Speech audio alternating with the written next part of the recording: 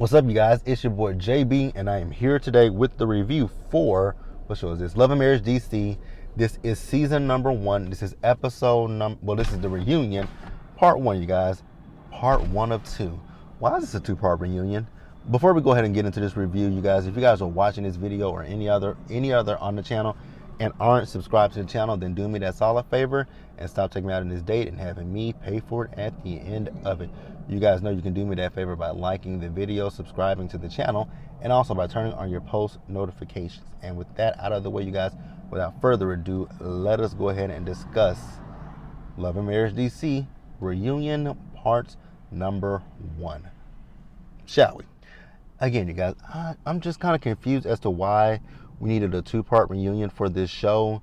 Season 1 has not been bad, but it wasn't like tout out for me to say, let's do it, let's watch a 2-part reunion, you guys. I was honestly thinking about skipping this week's reunion and just incorporating part 1 and part 2 in one whole video, but we'll do it. I will say, though, I do want to say one thing about the reunion. Everybody looked nice. The ladies killed it. The 2 ladies that killed, and Monique looks good, but Monique has been on multiple reunions, but this is not Monique's first reunion. But for this to be Ashley and Arena's first reunion, baby, they look good. They looked good. Hands down. So we go ahead and jump into we see the reunion. Carlos, he's doing like what Andy does, going around to the cast, talking to everybody. He went to, Winter's dressing room. He went to Quick and Arena. Nope, he went to Quick and Ashley's dressing room, Arena and Jamie's dressing room, and Monique and Chris's dressing room. Just to, get a feel for them and talk to them. So then we get out on the stage. So the way that the reunion stage is set up. So Carlos is center. Carlo is the center. So if you're watching the episode from the camera's angle to Carlos's, this is my left, you guys. So to Carlos's left, it was Monique and Chris and Winter. To his right, to the right was Quick and Jamie. No, why do I want to keep saying Quick and Ashley and Jamie and Arena? But I know the camera flips it, so it was probably, well, no, it might have been left to right, but from my vantage point, like how this camera is, this is my left, this is my right. So this is how they sat, but it could have been they were on the right and they were on the left. But that's how the seating went. So we first started off with Chris and Monique, right?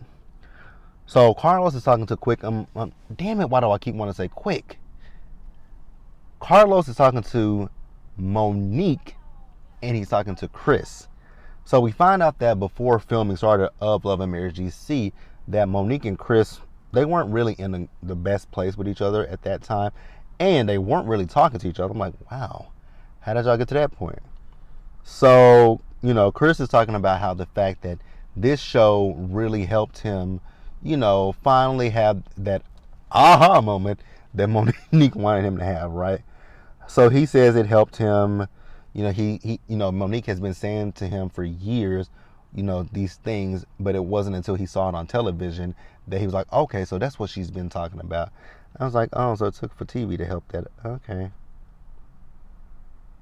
So Carlos at one point asked Chris about, like how most men are.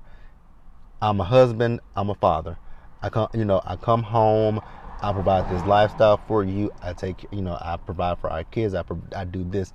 Basically, the bare minimum. They do some men give that and they think that they're doing good. And Chris said he was part of that as well. So then Carlos asked Monique and Chris, actually Monique, he's like, what do you think about the people who say that you came on this show basically to set up for your divorce? Which I've saw that on Twitter. I've saw it in other YouTubers. I've saw it in the YouTube comments. I've saw a lot of that people feel that Monique used Love and Marriage DC to basically set up for her divorce from Chris. She says that's not the case.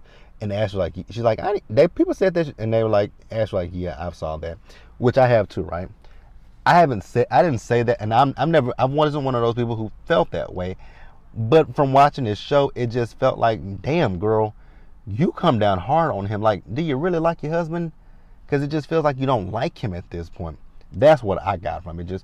And Monique then talks about the fact that people are very critical of black women. That they only come to other black women and men come to a black woman's aid when she cries, but when she is standing up for herself, defending herself, then she can be perceived as aggressive and all these things. And Monique says that what it is she can see what the issue is in her delivery. Her delivery was wrong, and I'm glad that she can own up to that her delivery was wrong, because that's all I ever said. It was her delivery. And Ashley said, she's heard that as well, especially with the way that she talks to Quick, and people have said that to her. And my thing is, I wasn't ever gonna label Monique aggressive or anything like that, and I wouldn't say that for Ashley either. All I would say is the way that you guys talk, the way that you guys speak to your husbands. I'm not saying that the black man is all protected and you can't say anything negative to him or about him. You have to think about the tone and your message. That's what people need to be mindful of when they say and do things. Be mindful of your tone and your message. Because you can have the best intentions. Like, you can say something to someone and you can have all the best intentions in the world. But it's the way that when you speak, the way that you inflect your voice. If it's high, if it's low, if it's, it's how you say things. It's not what you say. And I think people need to remember that it's not necessarily what you say, it's how you say things to people. Like, when it comes to and you think about it, it's like when it comes to a text message, how people can read a text message and be like, oh my God, you being so abrasive, you being so rude, you being so aggressive with me in this text message. And it's like, no, I'm just stating a fact. I'm just saying how I feel, and you're taking it the wrong way. So you have to be mindful of your tone and of the message. That's all I gotta say. So let's pause here, you guys, and let's move forward. All right, you guys, so next up, let's talk about Quick and Ashley. I got it this time. I don't know how I keep saying Quick and Arena or Quick and Jane. Like, it's Quick and Ashley. So we talk about Quick and Ashley real quick. So with Love and Marriage DC, remember earlier in the season how Ashley had talked about that for years she's lived in the shadows of Quick. She's Quick's wife. She's Ashton and, God, I forget her other child's name, but she's her kid's mother. So she hasn't had an identity outside of being a mother and a wife. But we see now that this show has helped Ashley, because Quick said he was doing he was DJing somewhere, and two women came up to him. He said, not like that, but they came up to him and they said, that's him. That's Ashley's husband. So now Quick is basically taking a back seat to Ashley, who is a star in her own right. Now, I know I think somebody said that she's a star of the show. Now, we can agree to disagree about this one. I like Ashley. I do. It's been off and on with me, and it's been off and on with Ashley this season. But ending the season, I like Ashley. But we're not gonna sit here and say that Ashley is the star of Love and Marriage DC, because absolutely she is not the star of DC. The star of DC happens to be Miss Winter Williams. Like, that is who the true star. You guys, we can agree to disagree on that one. Winter is the star. Winter was the storyline this season. Again, agree to disagree. So they talk about Quick. Remember, in the season, we found out that Quick had gout. So he says that the doctors gave him medication, but Ashley says that the issues that were there are still there. So I'm assuming Quick is still overexerting himself when it comes to work and whatnot. Quick, my brother, listen to your wife and listen to your doctors. So then we talk about Quick, right? So you guys remember in the season that Quick was talking about how he is not and emotional person. And this goes to that toxic masculinity being taught to men. Because Carl's like, we as black men, we were taught that you don't cry. Who raised y'all? I don't mean to be rude or offensive when I say that, but who raised y'all? Because I wasn't raised that way, right? I was raised to embrace my emotion. I was told to cry. I will say though, I do have some men in my family who will say to man up, right? I do have men in my family who say to man up, but I brush them off. I'm like, nigga, I'm gonna cry if I want to cry. Like, we have tear ducts for a reason. Cry. Like, let that shit out. Like, I had a cousin, I think I told you guys this story about my cousin. He came up to me at my mom's funeral and I was crying and he told me to stop crying. I'm like, bruh, that is my mom. Like, that is my mother. If I'm not gonna cry for anybody, I'm gonna cry for my mother. And I was doing the ugly cry. That's my mama. I'm gonna cry behind her any time of the day, any time of the week. I want to cry about my mama. I'm gonna cry about my mama, and ain't nobody gonna say nothing to me about it. What you gonna do? Beat me up? And my family, they won't try. I mean, what you gonna do? Try to fight me? If you wanna tussle, we can tussle. So I love that he's talking about their son. So I think he said their son tried out for football and he didn't make it, and he knew that his son wanted to cry. But because of him, his son didn't want to cry, so he went into the room with his son. He hugged his son, and his son started crying, but he didn't cry.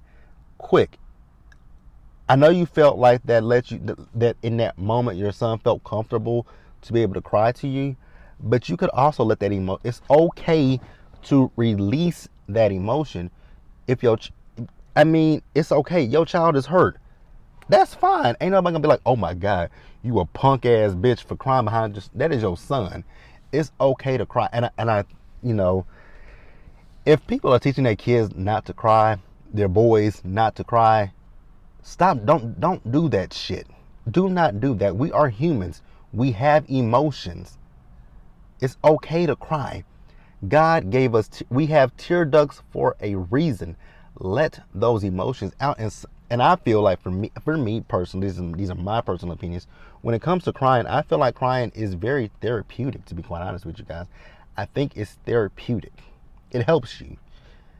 Like I cry when I get, people think that, because if I get really, really heated and angry, I'm one of those people that if I get really mad, my face gets red. My eyes bloodshot red, and I just be crying. And people think that I'm crying because I'm weak, and I be crying because, bitch, I'm trying not to whoop you. I don't want to fight you, and I don't want to hurt you. So let me cry, so that way I don't hurt you. So yeah, let it out. But you guys, that's pretty much all I got for Quick and Ashley. Oh no. Ashley, she talks about how she feels like she gave up her life being with Quick. They got engaged at 21 and they got married and they had kids. She feels, because Carlos asked her would she remarry him. She says yes, but I wouldn't do it at 21. I would have waited until we got a little older in our lives before we did that. And I have some friends that got married fresh out of high school, and I didn't understand it then. But they're since divorced. But hey, that's all I got, you guys. Let's pause here and move forward. So next up, you guys, let's talk about Jamie and Irena. So it wasn't really a lot with Jamie and Irena, but we talk about Jamie and what people say about him on social media, that people find him controlling. People think that he is angry. Do I think Jamie is controlling and angry? Not necessarily. I don't think he's control. It could be perceived that he's controlling. Me personally, I think Jamie might be just a little bit overbearing. He gives a little overbearing. But Irena did say at one point, when they were first married, that he was a little controlling. He controlled the money. He says he did that because she had bad debt. And he feels like, he has made her who she is.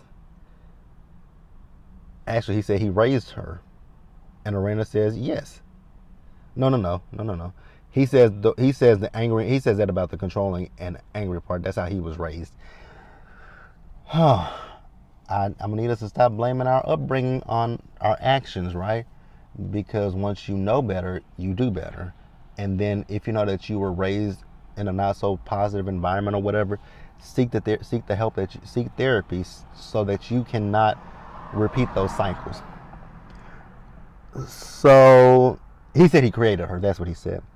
So Carlos asked if he's been abusive with her. You guys remember that in the season, Jamie has been seen grabbing her face, right? And she says they both said no, he's not been abusive, and I believe them. I don't think he's abusive, but I also didn't like the fact that I mean, she said he was trying to calm her down when he was grabbing her face, but like Ashley said, don't put your hand in my face. Like, don't do that. I don't care what the situation is. Do not put your hands in my face. So then we talk about, why Jamie doesn't want her to talk about the past. I mean, who the hell would want to talk about the past? It's the past.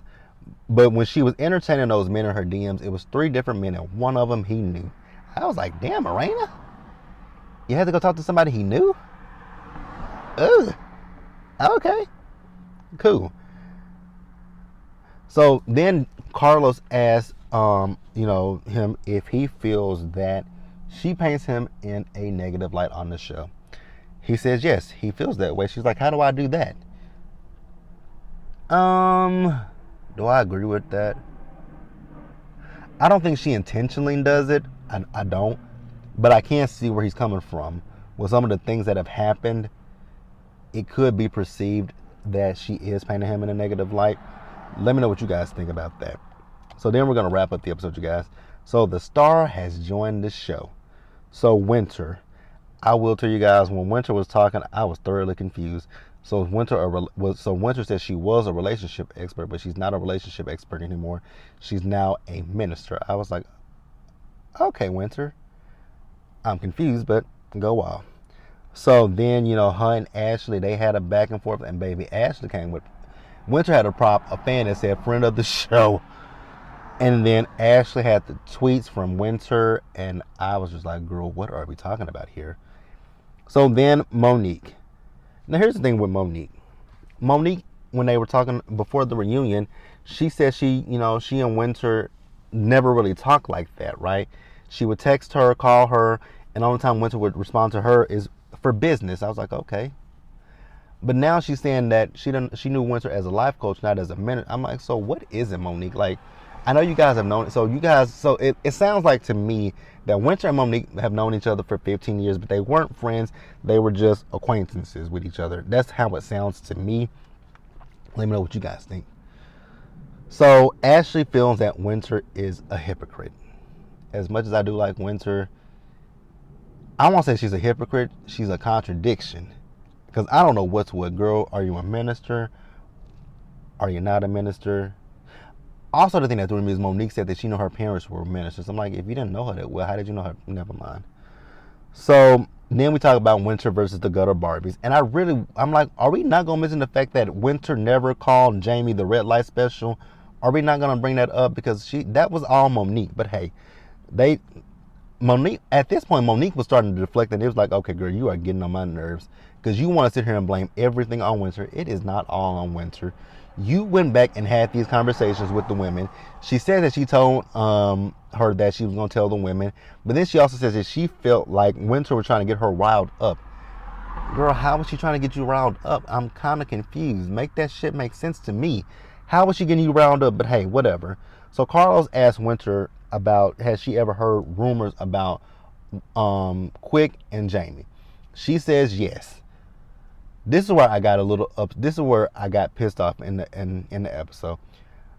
I know that Winter tweeted last night. Monique quote retweeted her saying that not Jamie, but Quick wasn't coming at her. He was talking about her boyfriend. But that anger and that aggression that he had, I know he was talking about her boyfriend, but that was directed toward her. So I wanted Quick to kind of calm down. Ashley was talking to her. You calm down. I know you said you weren't calling her, and he's tweeting on he wasn't calling her a bitch. I get you saying that, but that anger and that rage and everything was still kind of, her boyfriend wasn't there. So it was being directed towards her. That's all I got to say.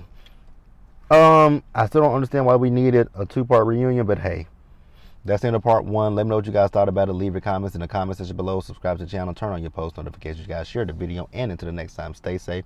Take care of yourselves. Wash your hands. Wear a mask. Socially distance. Be blessed. And I'll catch you guys in the next one.